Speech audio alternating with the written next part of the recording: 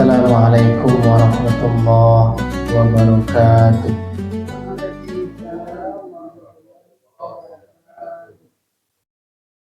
Alhamdulillah.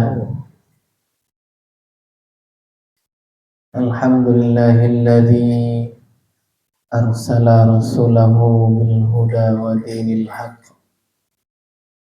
liyudhhirahu 'ala ad-dini kullih walau karihal kafirun walau karihal munafiqun.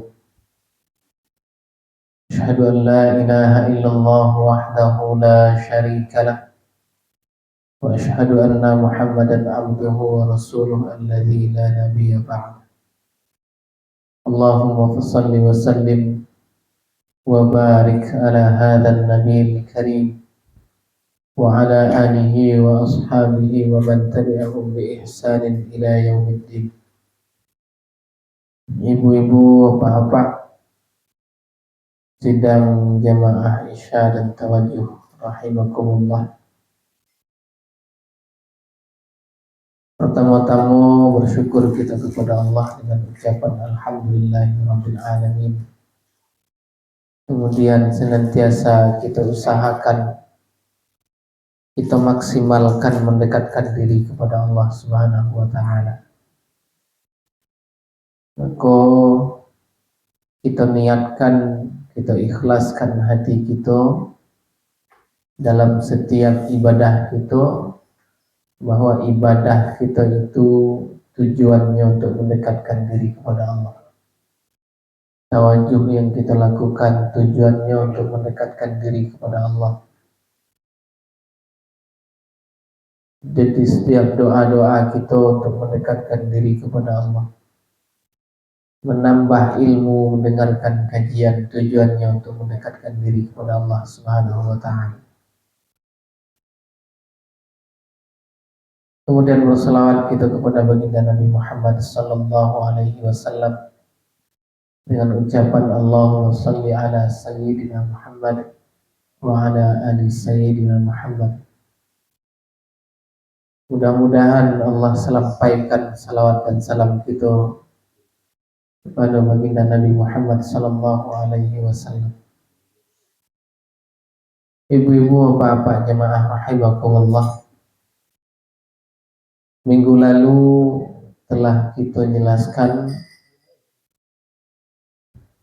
ada 4 syaratnya orang itu disebut sebagai orang yang bertakwa. Yang pertama, al-khawfi minal jalil, ada ketakutannya kepada Allah. Itulah kita jelaskan. Kemudian yang kedua, melaksanakan apa yang diperintahkan oleh Allah, menjauhi yang dilarangnya. Kemudian yang ketiga, ridha terhadap ketentuan Allah, dan sampai selalu ingat kematian. Ingat kalau awak akan pulang. Maka di dalam surat Ali Imran, dalam Al-Quran surat Ali Imran, surat ketiga ayat 33, Allah memanggil, menyeru, a'udzubillahi minasyaitonir rajim, wasari'u ila maghfiratin min rabbikum, dan bergegaslah, bersegeralah kamu kepada ampunan dari Tuhanmu, wa jannatin arduhas samawati wal ardh,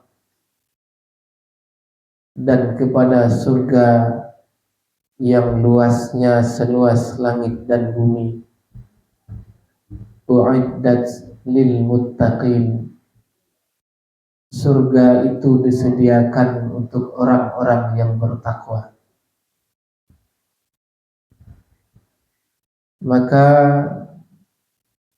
di ayat berikutnya dijelaskan ada 4 sifat orang yang bertakwa. Jadi kajian kita malam ini menjelaskan ada 4 sifat orang yang bertakwa yang dijelaskan Allah dalam surat ketiga, surat Ali Imran ayat 134 dan 135. Apa yang pertama? Sifat yang melekat pada diri orang yang bertakwa. Jadi orang itu kalau inyolah bertakwa menjalani kehidupan, setidaknya ada 4 sifat yang akan melekat tabau ke dalam dirinya. Yang pertama, alladzina yunfiquna fis sarra'i wad dharra. Itu yang pertama. Orang-orang yang menafkahkan sebagian hartanya baik di waktu lapangnya, di waktu lapang rezekinya, wad dharra ataupun di waktu sempitnya. Jadi orang ketikalah ada takwa di dalam hatinya, maka ia memandang harta itu sebagai titipan dari Allah. Maka sebaik-baik titipan adalah titipan yang dipergunakan untuk mendekatkan diri kepada Allah. Sehingga orang yang bertakwa itu alladzina yunfiquna fis sarra'i wad dharra. Inyo akan menafkahkan sebagian hartanya di jalan Allah, baik di waktu lapangnya maupun di waktu sempit. Baik di saat banyak Allah memberikannya rezeki, maupun di saat sakete Allah memberikan rezeki. Tetap inyo pergunakan harta yang sakete itu ya diinfakkan, disedekahkan, dinafkahkan di jalan Allah Subhanahu wa taala. Karena bagi orang yang bertakwa itu harta itu hanyalah titipan sekaligus ujian. Maka dijelaskan oleh guru-guru kita bahwa harta yang kita miliki di saat kita akan kembali kepada Allah, di saat kita meninggal dunia, harta yang banyak itu tidak akan membantu kita. Sehingga ada hadis Rasulullah SAW, ada 3 yang mengantarkan seseorang si mayat itu ke kuburnya. 2 akan kembali pulang, yang 1 yang akan kekal menemaninya. Itu dari hadis Rasulullah SAW. Di antara yang pergi mengantarkan dan akan kembali pulang itu adalah harta. Harta, keluarga itu hanya mengantarkan sampai tepian kubur.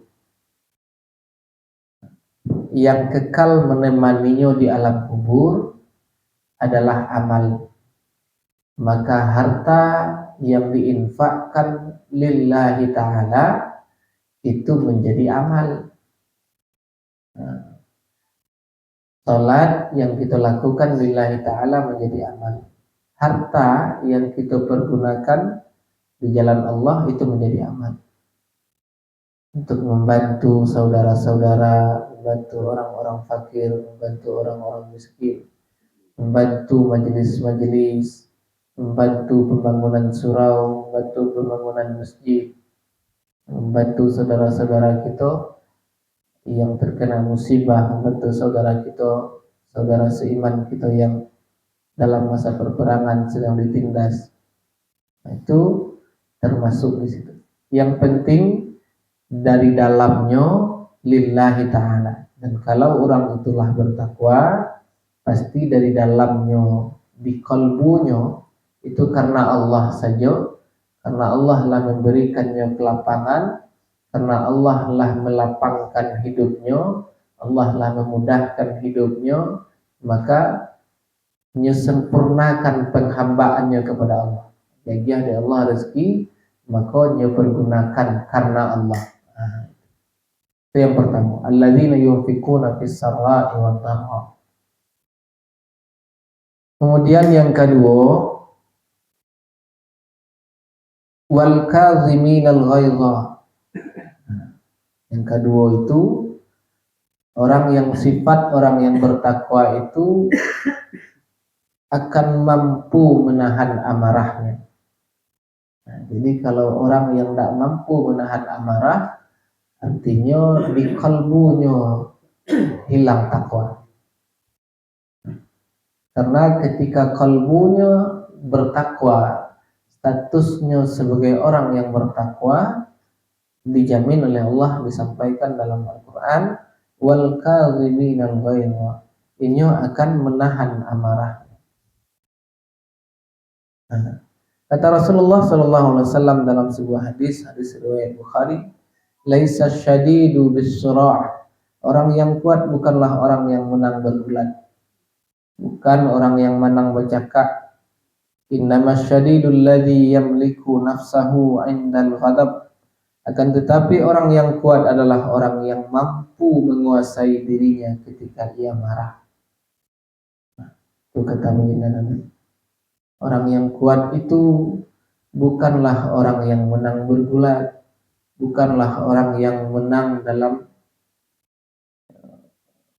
berperang, tapi orang yang kuat itu orang yang mampu menahan amarahnya, mampu menguasai dirinya ketika sedang marah. Jadi kalau datang amarah ke dalam hati kita, ya amarah itu di hati, amarah itu di kalbu munculnya. Jadi kalau mencacau-cacaunya keluar, itulah sarangnya kok. Hanya kadang-kadang amarah itu mencacaunya keluar tuh, keluar kebun binatang begitu risiko. Keluar ayam, bebek, monyet, kambing, itu kebun binatang disebut itu. Jadi kalau tidak mampunya menguasai amarahnya, yang dari dalam meledak keluar kebun binatang, keluar sumpah serapah. Jadi orang yang kuat itu orang yang mampunya mengendalikan dirinya ketika dalam keadaan marah. Ya. Kemudian yang ketiga, wal 'afina 'anil nas, orang yang bertakwa itu akan mudah memaafkan orang lain. Jadi kalau tasingguang dari orang, tasingguang karena ya talantuang keturun, memaafkan orang. Akan mudahnya memaafkan orang lain. Karena bagi orang yang bertakwa itu nyadari tidak ada satupun manusia ini yang luput dari salah. Seperti hadis Rasulullah SAW, An-Anas An-Nabiy sallallahu alaihi wasallam, dari Anas bin Malik, sungguhnya Rasulullah sallallahu alaihi wasallam bersabda, kullu bani Adam khata'un, semua anak cucu Adam itu tersalah. Pasti bersalah, pasti berdosa, tidak ada satupun yang tidak bersalah, tidak berdosa. Wa khairul khatta'ina at-tawwabun, dan sebaik-baik orang yang tersalah, sebaik-baik orang yang berdosa adalah orang-orang yang bertaubat dari salah dan dosa. Pokoknya orang yang gemar beristighfar itu adalah orang yang dicintai oleh Allah. Ini kita banyak-banyak beristighfar, karena kita tidak akan luput dari salah, tidak akan luput dari dosa. Itu yang ketiga.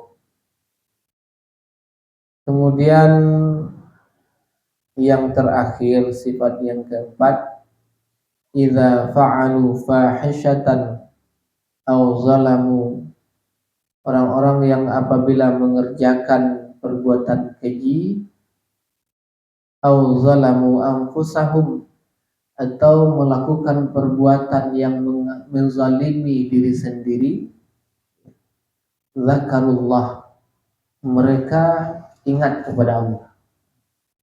Itulah pentingnya kita belajar zikir. Karena kalau kita tidak belajar zikir, ketika berbuat salah, apa yang akan dizikirkan? Apa yang akan diingat? Nah, ini tuh kuncinya. Orang yang bertakwa itu apabila tersalahnya, apabila zalimnya ke dirinya, mereka ingat kepada Allah.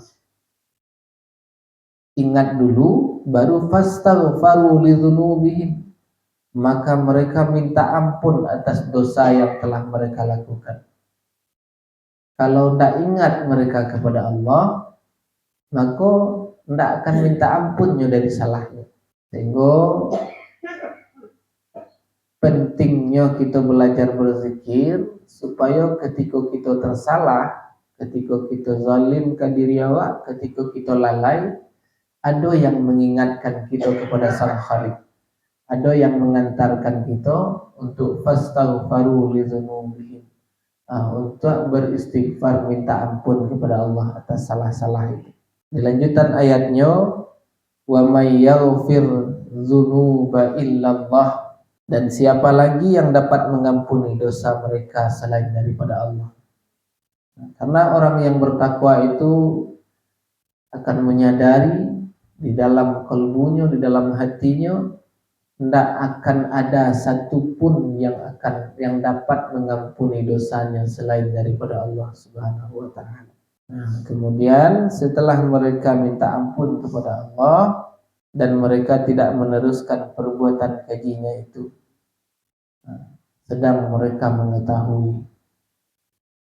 Jadi ketika berbuat salah, ketika berdosa, minta ampun kepada Allah dan mereka berhenti dari perbuatannya.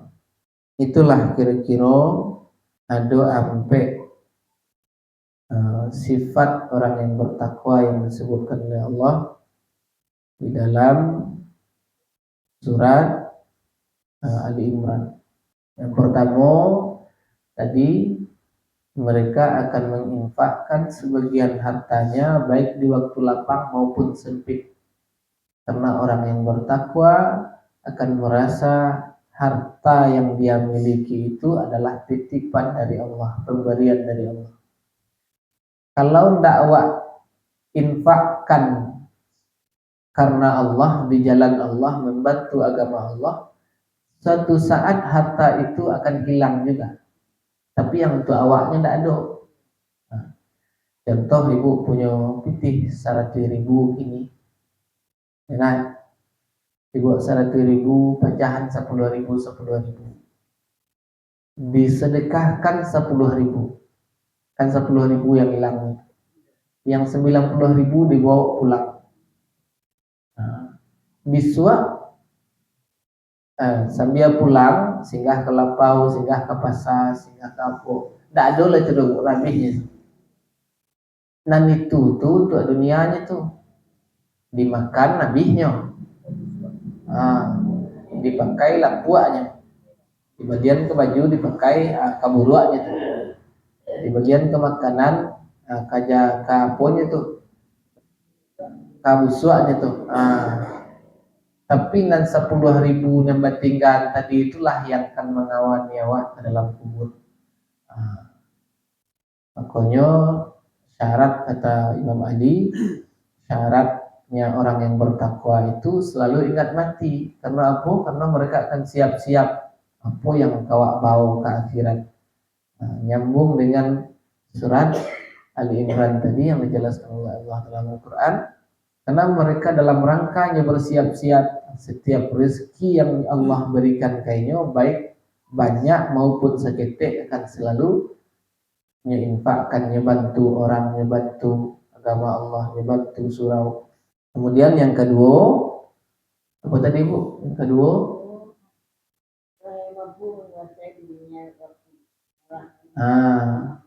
orang yang mampu menguasai dirinya ketika marah. Yang ketiga, memaafkan kesalahan orang lain. Yang keempat, orang yang apabila tersalah atau berdosa, mereka ingat kepada Allah kemudian mereka minta ampun kepadanya.